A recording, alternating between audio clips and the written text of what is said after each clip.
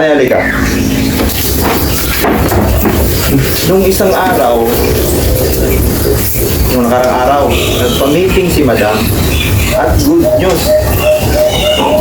Sabi ni Madam, diba yung day off date ginawang dalawa. Ngayon, binalik sa isa kasi maganda na yung benta ng tindahan. Diba? Kaya good news yun para sa atin pare kasi yung isang araw nakabalik na.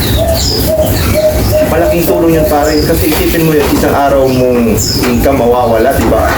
Buti na lang talaga at binalik na ni Madam. Bali yung dalawang day off na ginawa, binalik sa isa.